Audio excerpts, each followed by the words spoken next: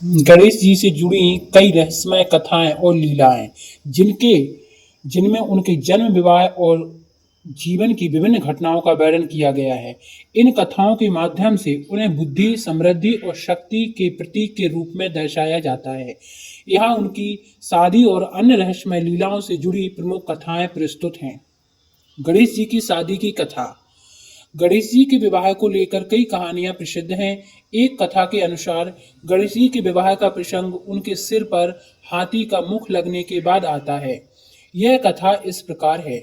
जब गणेश जी बड़े हुए तो उनके विवाह का प्रश्न उठा। गणेश जी का विवाह होना चाहिए क्योंकि वह बड़े पुत्र थे। इस बात पर सभी देवता और गणेश जी के छोटे भाई कार्तिकेय आश्चर्यचकित हुए क्योंकि गणेश जी का सिर हाथी का था और सभी को यह डर था कि शायद कोई कन्या गणेश जी से विवाह नहीं करेगी।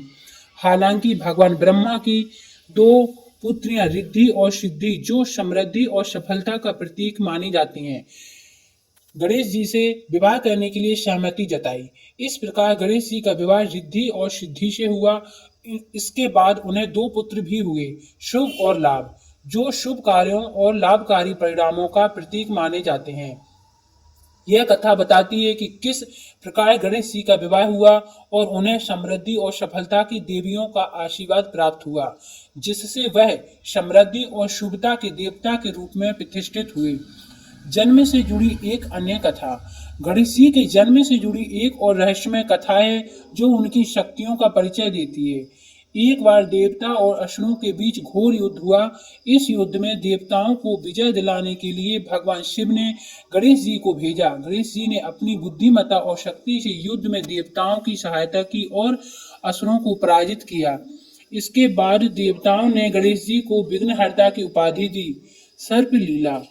गणेश जी की सर्प लीला भी बहुत प्रसिद्ध है। एक बार गणेश जी ने बहुत अधिक लड्डू खा लिए और उनका पेट बहुत बड़ा हो गया।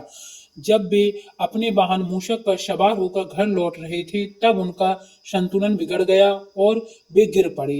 इससे उनके पेट से सारे लड्डू गिर गए। यह देखकर चंद्रदेव हंस पड़े। गणेश जी को यह बात नागवार गुजरी और उन्होंने चंद्रदेव को श्राप दिया कि उनकी चमक समाप्त हो जाएगी। बाद में चंद्रदेव ने गणेश जी से क्षमा मांगी। तब जाकर गणेश जी ने उनका श्राप कम कर दिया और कहा कि अब हर महीने केवल एक दिन तुम्हारी चमक कम होगी, जिसे हम आज अमावस्या कहते हैं। गणेश जी ने अपने पेट को ठीक करने के लिए एक सर्प को अपनी कमर पर बांध लिया। इसी कारण गणेश जी के चित्रों में अक्सर उनकी कमर पर एक सर्प बना हुआ दिखाया जाता है। संक्षेप में गणेश जी से जुड़ी रहस्यमय कथाओं में उनके विवेक, शक्ति और समर्पण को दर्शाया गया है।